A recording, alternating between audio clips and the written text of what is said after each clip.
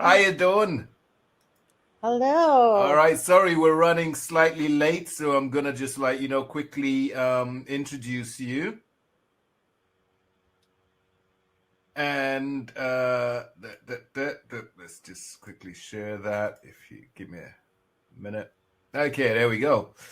So for our final presentation, closing the ball on our fantastic lineup of experts, most of you know her. Let me introduce Dawn Stevens. I've known Dawn for years, and I've been avid attendee of what was then CIDM, and then became the Convex conferences. Dawn is president and owner of ComTech Services. And in her 35-year career, Dawn has performed virtually every function within a documentation and training department, including project management, instructional design, writing, editing, and programming. Holding both engineering and technical communication degrees, Dawn combines a solid technical foundation with strong writing and design skills to identify and then remove challenges from her clients' face in producing usable content. So, welcome, Dawn. I'm sorry about running late. Take it away. All right. Well, as Val said, we're no longer late. She caught you up. Yep. I will do my best to get you behind again. How about your handouts? Do you want me to do it before, after?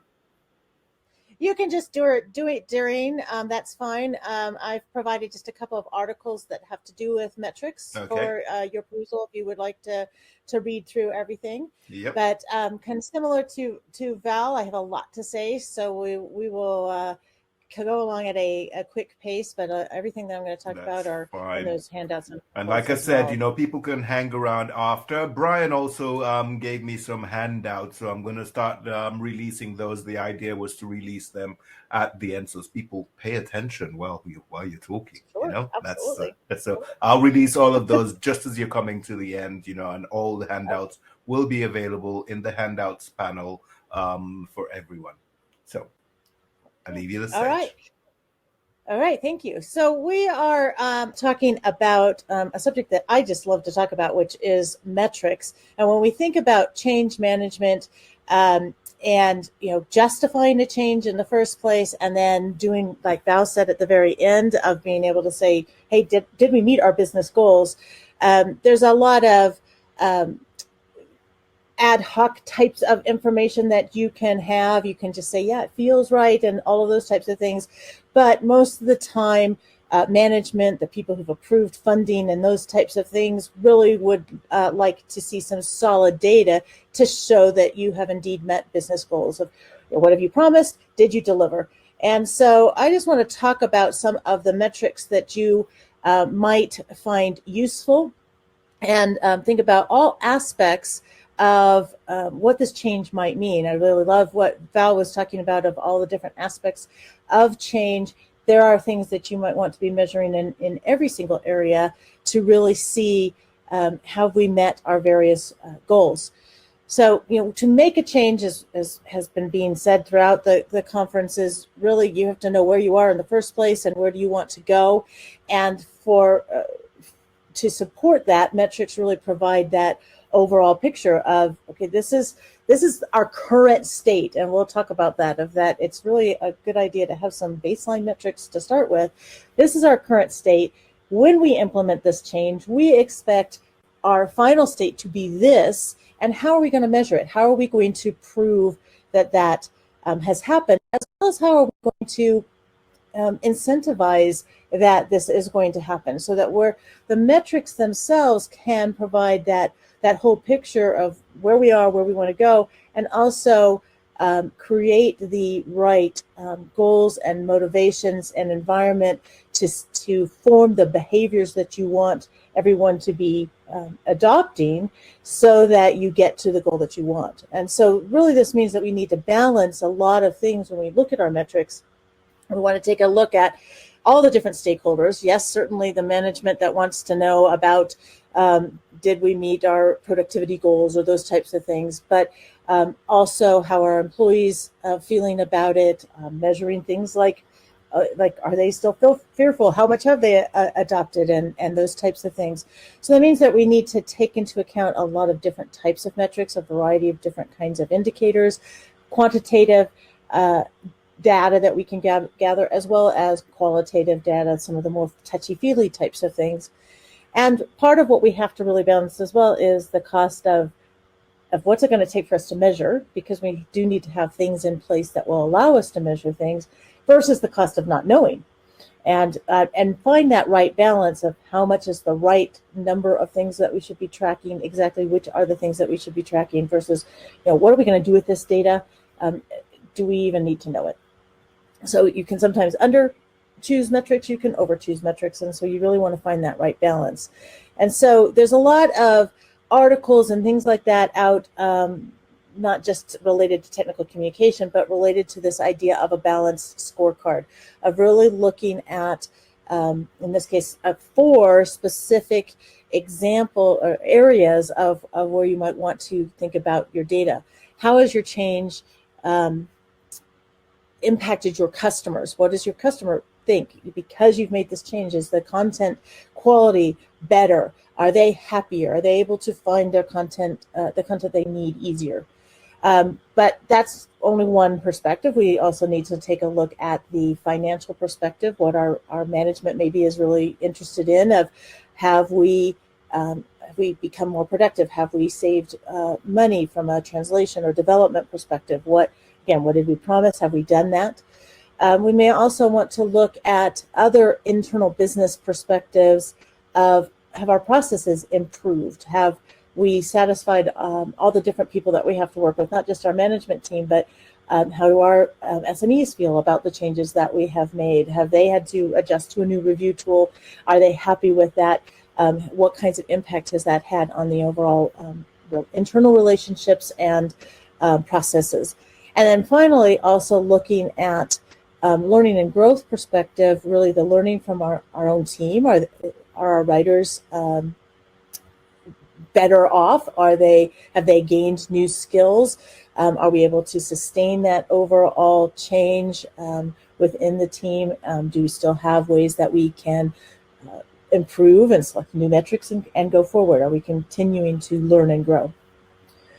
So I'm going to go through each of these different aspects of some of the things that I found that people find valuable to measure. Now, when we're doing this balanced scorecard, before I start those specific things, really in each of those 4 areas, what we really want to do is select some kind of critical skills factors that fall within those 4 domains. So what are the critical skill factors that will measure finance or customer perspective and so on? And then within each of those critical success factors, we want to have some measurable key performance indicators that will say, are these critical success factors being met? And so we want to identify those particular things and a success criteria for each of those. What does it mean that we have succeeded? And these might be the goals that you've promised because of the change. It may be additional things that you're just hoping will happen that weren't necessarily promised, but things that you want to measure. And then, of course, once we've got all those selected, then it is that constant monitoring process to look at the health of the project, the health of the initiative. And I think that monitoring is a key thing that Val put on it at the end as well. Of oftentimes we see changes. This is where we are. This is where we want to be. Here's how fast we want to get there. But we forget some of the constant monitoring throughout that change process, so that there can be course corrections. Kind of like your GPS of, like, you've said, here's where I want to go, and how and you've selected, I don't want to pay tolls, I want to go particular speed or that type of thing. But it will monitor your progress, and it will tell you, oh, there's a traffic on the way, and I can reroute you, and you can save time. Same kind of thing here. We're trying to monitor these various key performance indicators, and if something starts to go south, we can make an adjustment as the change is occurring to get us back onto track to what we have promised. All right, so in each of the areas, I've got a few things to really think about. So from the financial perspective, our overall goal of measuring finance is probably related to decreasing some kind of cost, the production costs, the maintenance costs, the translation costs, it's development costs in general. Oftentimes with something in when we talk about CCMS and XML and those types of things, oftentimes through maybe the reuse of information within our team, but also maybe across teams with cross documentation, training, and marketing, and so on. So you'd be writing, a specific goal here of what is it that you're promising from that financial perspective. Now, the typical things that I see in the financial realm of critical success factors that are important in this type of change in a CCMS and the way you're authoring is looking at reuse. Have we maximized our reuse potential? Are we staying still within our established schedules and budgets? What did we used to take? Are we still taking that amount of time or hopefully less within that realm of schedules and budgets? Are we still being able to meet those? In the future, are we seeing that our rework has become less because we're more accurate, we're quicker at finding the content that applies, those types of things, and our rework then is minimized after we've made our first deliverables. So the key performance indicators that go with these critical success factors would be measuring reuse. Now, how do you measure reuse? There are a lot of opinions about how to measure reuse, maybe at the topic level. If I've got this many topics in the repository, this many topics are in my deliverables, so I can see some kind of reuse at the topic level. A lot of reuse happens at that subtopic level. I've seen articles about, let's measure the number of words in the repository and the number of words in our overall final deliverables, and that gives us a reuse factor. Somewhere in between those extremes is what you would want to be setting as your amount of reuse. But how do you measure that as part of that determination with your key performance indicator? Yeah, the KPI is the amount of reuse, but you have to know how you're going to measure it. And your various tools will have different ways that you might be able to measure, so you want to select one of those. The cost of the deliverables is surprising to me because I'm going to keep harping on the baseline aspect of it. It's surprising to me that a lot of people, when I go into a project for this type of change, can't tell me how much they're spending right now. So if you're promising we're going to decrease our costs, our production costs, our maintenance costs, our translation costs, then you ought to know how much you're spending right now to be able to show that you decreased it. And especially if you're saying by a particular percentage. So that would be certainly a key performance indicator, is what is the cost that we have of our deliverables. And then some maybe measurement of the productivity of the team. How many topics do people write? How long does it take to create a deliverable? Now, there's some danger in some of the things I've just been throwing out there of, if I'm going to incentivize, we're going to measure how many topics people write, and because that's a sign of productivity, well, then all of our users, our authors who are being asked to make a change and who are fearful about that change, as Val has said, now say, I'm going to be measured on the number of topics. What's their motivation then? Okay, I'm going to write a lot of topics. Do I need a lot of topics from a minimalism perspective? Do my users need these topics? Are they good topics? Are they well-written topics? None of that was in this particular KPI. It just said you need to, we're going to measure the number of topics that people can create. So we have to be really careful about what we're saying here of what is the measurement of productivity. Is it simply, we're faster than we were before? We used to take 4 months to do a release, and now we can do it in 3.5 months, or that type of thing, as opposed to maybe some kind of specific measurement directed at an individual. From a customer satisfaction perspective, just want to go through these fairly quickly. We want to increase our customer satisfaction with our content. Typically, that's going to be by making content more clear, more accessible. So our critical success factors that we can look at will be, do our customers provide positive feedback on the content? Are the calls to our technical support decreasing, especially in particular calls that have a direct answer already in the documentation? So are people being able to self-serve, find that content themselves? Is the time that it's taking for our users to locate that information within the content? Is that time decreasing? How do we measure that? Our key performance indicators, any way that we directly gather customer feedback, whether that's user surveys, survey results, whether it's feedback that's collected on the topics themselves. They can click a little feedback button, say what did they think about it. Can we measure our net promoter score, see if customers are satisfied and will continue with us? We can certainly count the number of tech support calls and what are the questions that are being asked. How many are those decreasing?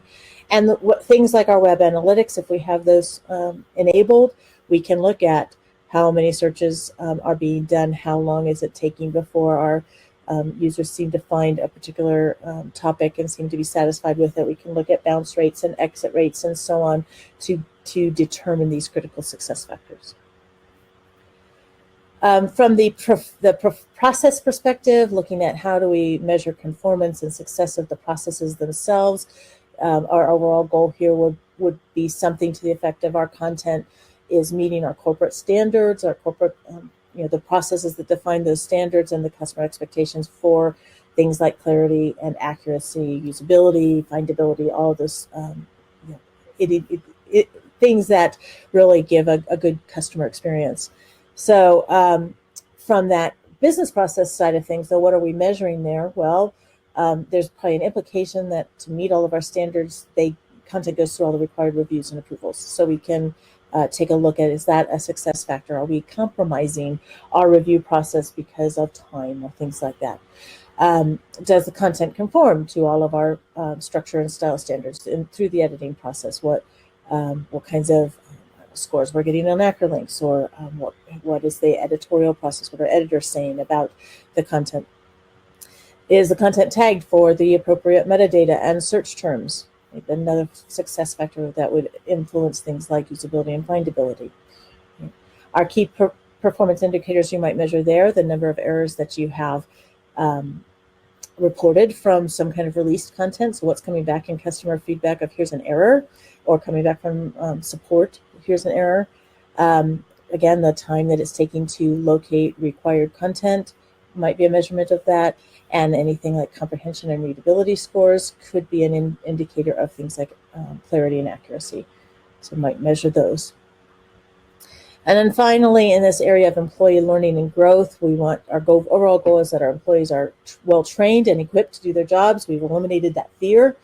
And so critical success factors here are our employees enjoying their work. Do we have turnover, that type of thing? Do we have a training budget, and do we use it? I know a lot of companies have training budgets and then they never use it. Oh, we don't have time. Right? Are our employees being encouraged and given the opportunities to stay informed of industry trends and best practices? They can participate in a conference like this or other conferences or training opportunities. Do they take advantage of that? Are we keeping our own tools and equipment current, so that from a learning and growth perspective, those are staying up to speed? Key performance indicators there, we can do employee satisfaction surveys, measure our employee turnover.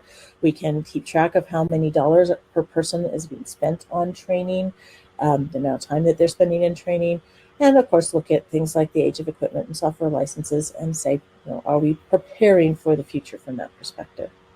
So it gives you a few ideas of, in each of the balanced scorecard areas, some of the things that I see are good to measure and some ways that you can measure it.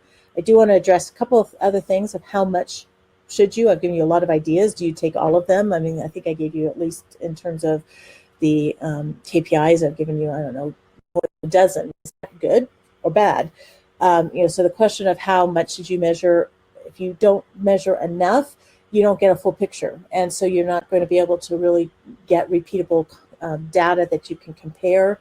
Oftentimes you don't have any action that you can take off of that data. There's no particular clear cause or effect. In this baseball scenario here with the graphic I have, I can tell that the home team is ahead. I can tell when they got their runs and everything else, but I don't know anything about why, right? Where those happened because somebody made an error? Did it happen because somebody made a home run?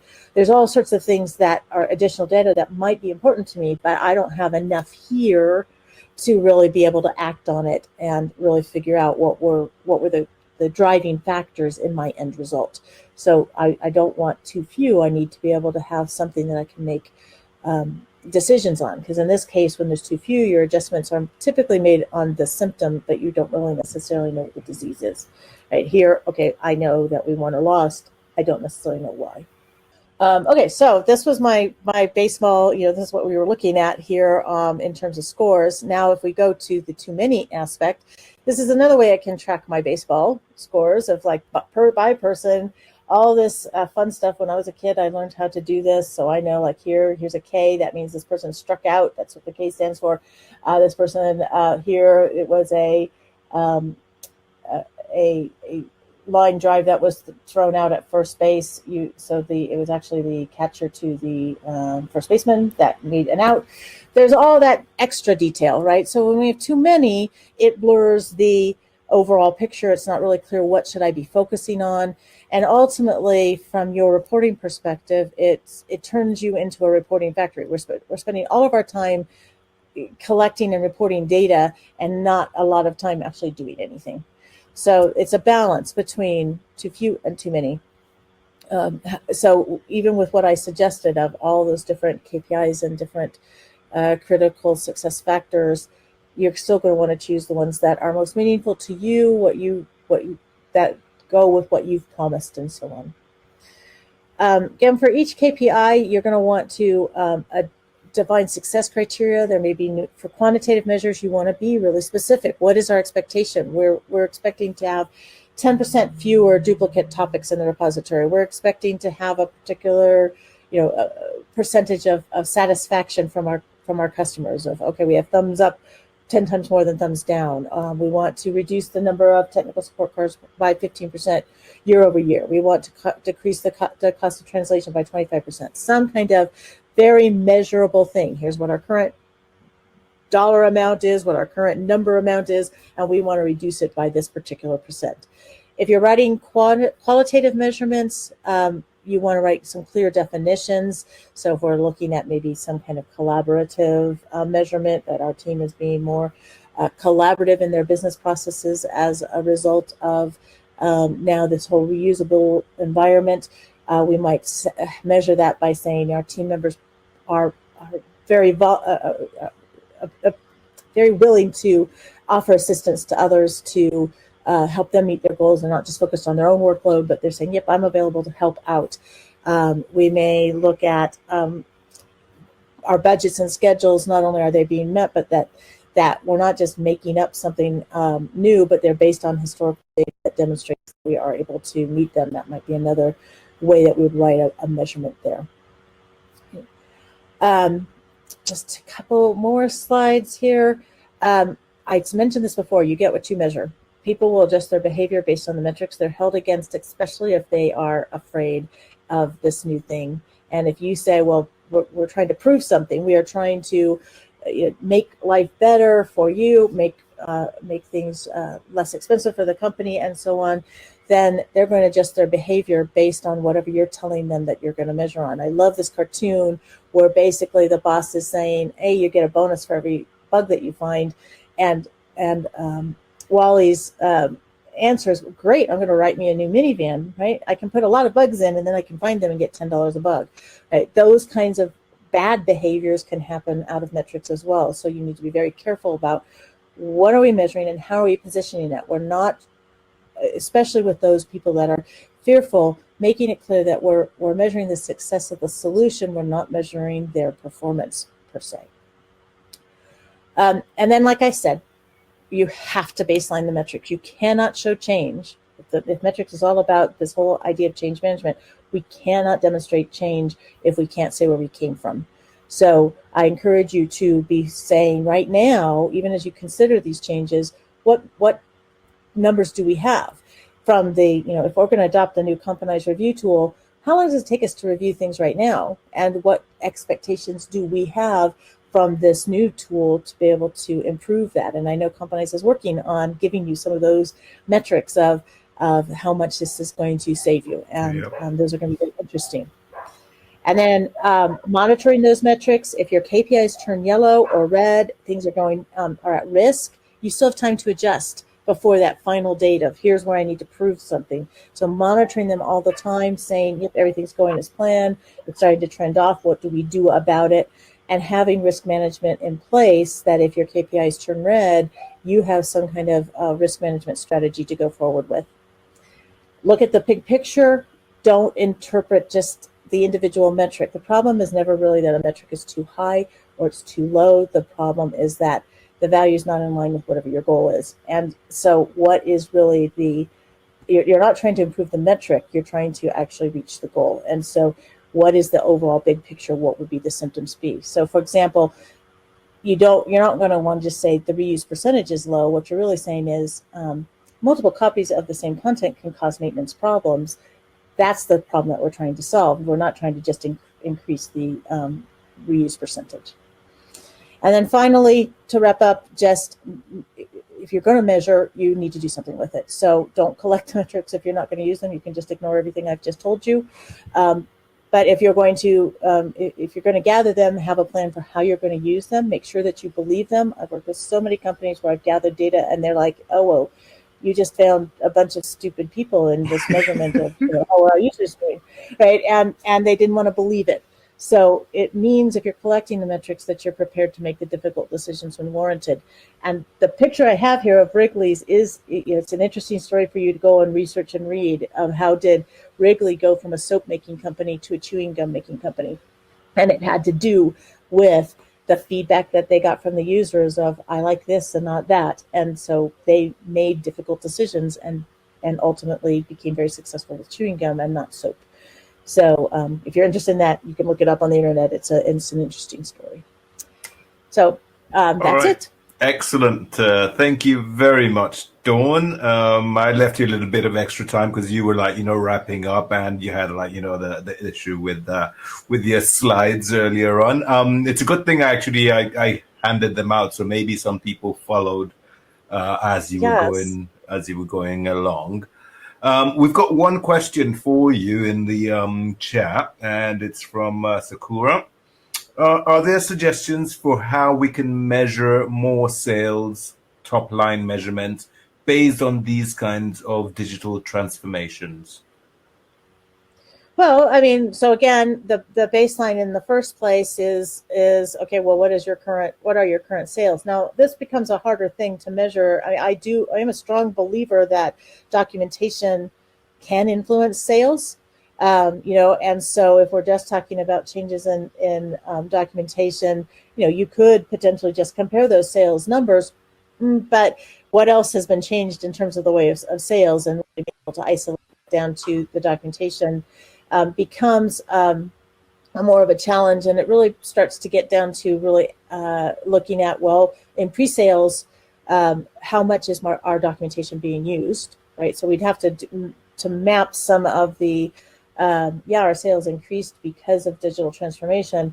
We would need to be able to map some specific activities that would indicate that this was an influence, right? That how much documentation has been accessed during the sales process. What do we have available? Have we made more available?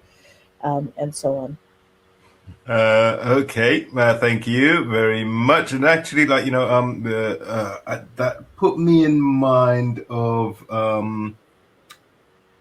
when it comes to measuring the sales. And there was something that I saw. I'm gonna look it up again and I'll post it on LinkedIn or something. It's just totally escaped me now. Thanks, David. Your little comment just pushed it out my mind.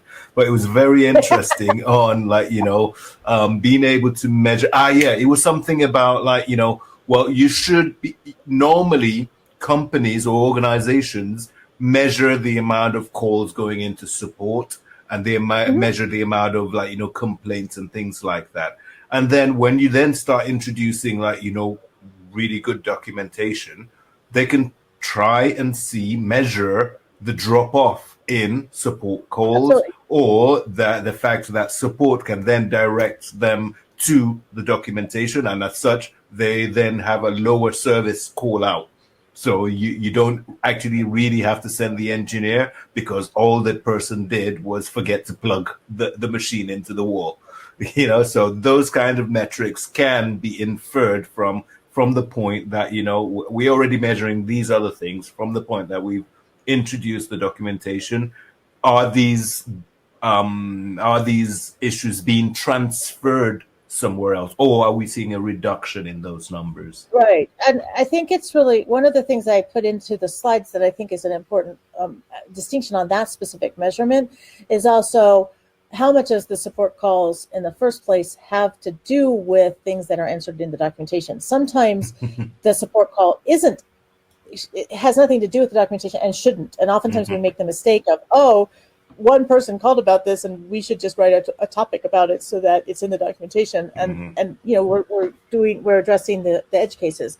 But so what I really recommend to departments is to arrange with their support teams to get a monthly report from support of here's all the calls and what they were about. And then the documentation team needs to be looking at those and flagging, okay, these questions are answered in the documentation. So then it's a question of why did they not go to the documentation first, or these things are not answered in the documentation, it should, and then it's a plan for how do we improve our documentation.